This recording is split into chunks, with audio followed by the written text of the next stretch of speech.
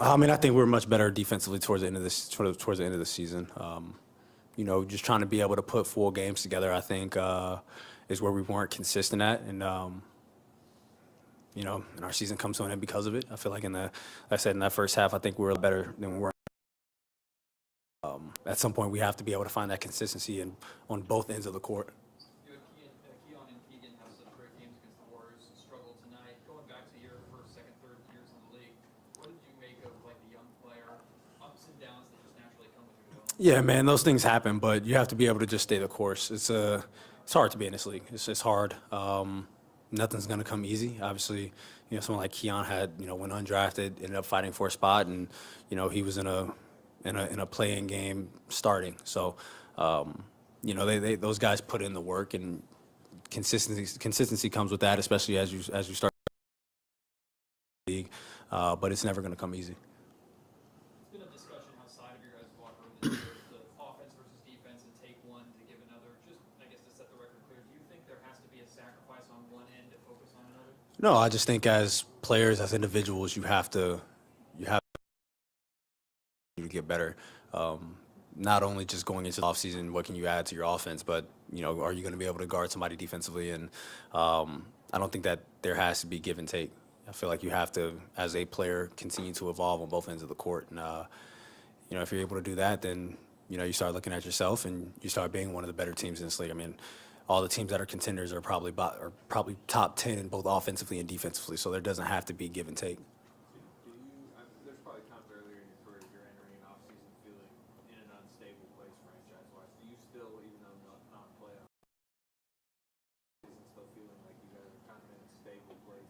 I feel like there is some stability, but like I said, I mean, obviously no one's happy with the way that we ended the season, but obviously there's a lot more stability than there had been in the past. But at the end of the day, as a team, we have to get better. So you never know what can happen. Do you plan to watch the playoffs at this point?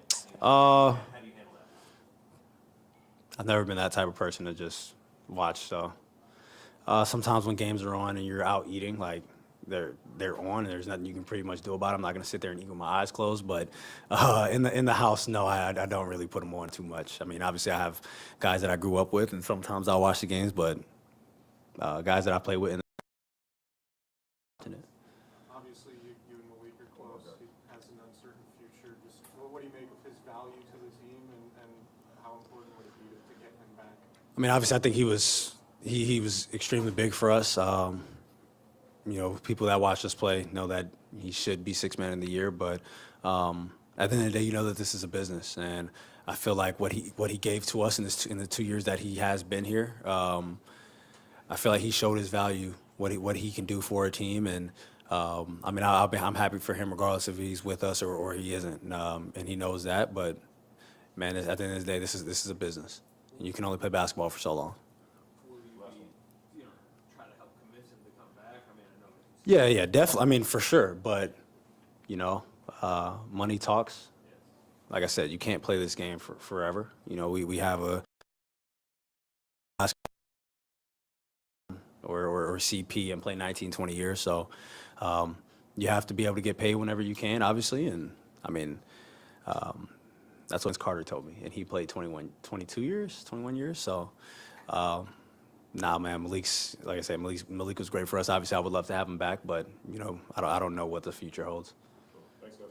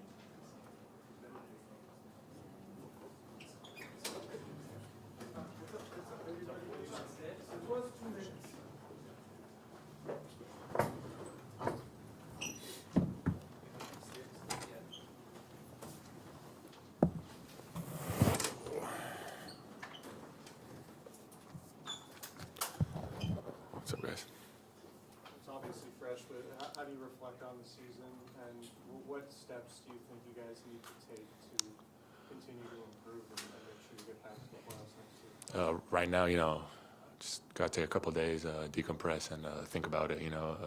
We'll have our exit interviews with the coaches and the GMs, and we'll talk all about that in a couple of days. They seem to have an easier time in the paint tonight, got it going a little bit. What do you think led to that? Our focus was to limit the threes, and make them drive. They've hurt us a lot over the past 5 games in threes, and when they drove, I feel like we kind of an easy lane to go downhill. I know you've taken a mentorship role with some of the younger guys. What do you make of just the ups and downs of a young player like Keegan and Keon have such great games against the Warriors? Yeah. Struggle tonight. You went through it as a young player. What do you make of just the ups and downs? You just got to stay focused, and never get too high, never get too low. It's a long season, different matchups, different players, and you just got to try and be as consistent as you can, because that's what the team needs from you. I know you guys aren't using it as an excuse, the Western Conference being as brutal and tough as it is, a 40-point team and the Pelicans barely getting in. Such a difficult conference every night. Yeah. I don't feel it's an excuse. We dropped many games that we should have won during the season, and we definitely would have been in a better position. So it's kind of on us, and today we couldn't get it done. You guys only lost 2 fewer games overall than last year, but obviously the season is very different. Did it feel like a step back this season? Personally, like as a team, I feel like we got better. It's just we couldn't finish some games. We dropped a couple. The West is a tougher, and we kind of put ourselves in a bad situation to make the playoffs. Offensively, you guys did. Did you feel that during the season, and why? I don't know the numbers. I believe our numbers are pretty similar. Everyone else got better. So, but yeah, I feel like last year we were more efficient overall. Everyone threw the board, so maybe that has something to do with it. I don't know. You've talked about Malik's value to you guys. Just how valuable has he been, and what's your case to try to get him back here? Of course, Malik's another playmaker on the court with Foxy, so when we have 2 of those guys on the court at the same time, it makes it really difficult for your defenses to guard, so he was definitely missed, especially me as a big man. What was working with JaVale like as a veteran, both on the court and in the locker room as well? Great veteran, big time, helped everyone, from me, Foxy, to all the way down to the G League guys, always present, always had his attitude, and held us accountable for everything. What do you make of the defensive growth as a whole this season? That seems to be the biggest area of progress that you guys Good, I feel like we definitely, since All-Star break, our defense has definitely improved a lot. Guys are getting more confident. We're allowed to be more physical, which I feel like helps our type of personnel on our team. Can you compare the environment in this building tonight to the other times that you played here this season? Definitely, this was a do or die game, so obviously the fans were definitely more into it, and you definitely felt it. What stood out to you about the way the Pelicans adjusted to being without Williamson? Yeah, very talented player. When he's not playing, they obviously shoot more threes. They're not attacking the paint as much. They kind of move the ball more, so it kind of puts us in longer rotations. Thanks, everyone. Thank you, guys. You don't want to